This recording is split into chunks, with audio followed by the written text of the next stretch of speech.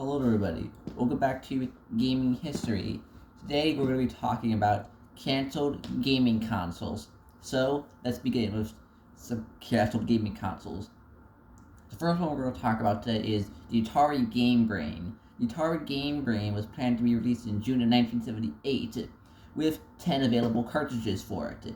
And the plan was that only these 10 cartridges could be played, nothing more or nothing more, as it was meant to be a way to get rid of all the remaining CPUs they had from their unsold dedicated consoles at the time, as they had already previously released several dedicated game consoles such as Atari Home Pong in 1975, even Stunt Cycle in 1977, and Video Pinball also in 1977.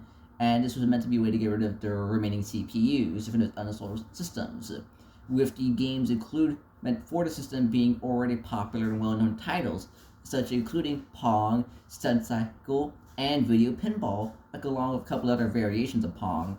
But this was cancelled as dedicated consoles quickly died out with the release of consoles such as Fairchild Channel F, the RCA Studio 2.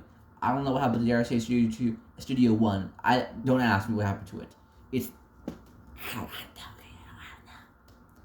And their own Atari Video Computer System. Due to this, it was cancelled in 1978. Now, there was also a cancelled version of the Atari 2600, simply referred to under the name of Programmable Game System, as there was a planned rainbow version of the Atari 2600 for the Key Games label. I talked about this in our previous video, Key Games, and it was meant to be called the Programmable Game System. The Programmable Game System under Key Games was never released, and from what it seems, only one of the Programmable Game System key consoles is in existence. That's just another variation that's canceled, but I thought it was worth to talk about it here. Next thing we're going to talk about is the Atari Cosmos. The Atari Cosmos was a handheld/tabletop game console that had a holographic 3D display. It used an LED light display, and several games were planned for it. But the thing is, all the code and logic was already built into the console.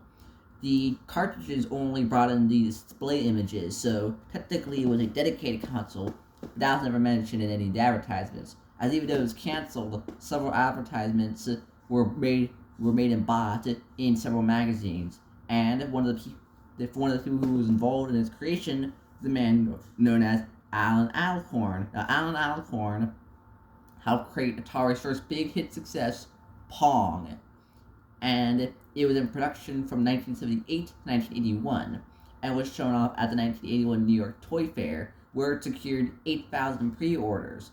There was intended to be a 250 unit run made of it, but it's unknown how many of these were actually made prior to it being canceled. The main reason why it was canceled is because they wanted to focus more on their currently still successful Atari 2600. The next thing we're going to talk about is the Nintendo PlayStation. The Nintendo PlayStation was a console worked on by Nintendo and Sony. It originated earlier on as an add-on for the Super Nintendo Entertainment System, a CD add-on which allowed you to play CD games on the Super Nintendo Entertainment System. But eventually that add-on evolved into the Nintendo PlayStation. But it was canceled in 1991 after Nintendo left the project to go work with Philips, and this resulted in the creation of the Philips CDI, and that is why there are multiple Legend of Zelda and Mario games for the Philips CDI.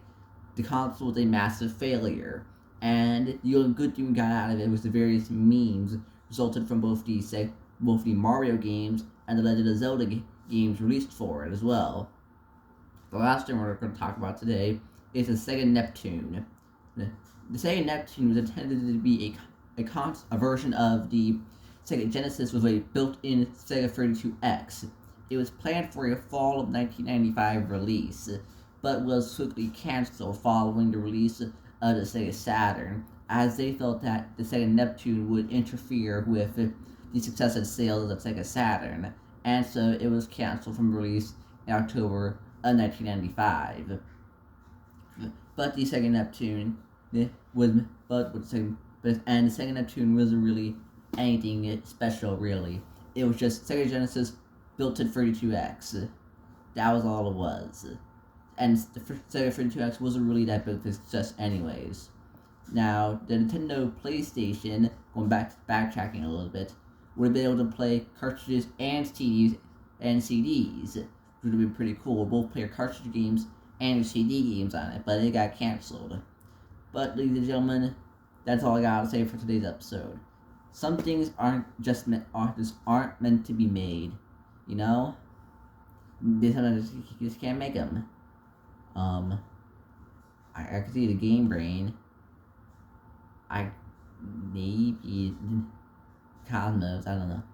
The Cosmos seems a little bit too ahead of its time. Space Invaders and several other games were planned for it, but I don't see it really. I don't ever see it. Well, that's all I gotta say for today's episode, ladies and gentlemen. I hope you enjoyed. I hope you had a nice Christmas. I sure did. Anyways, that's all I gotta say, folks. Bye. Have a nice time.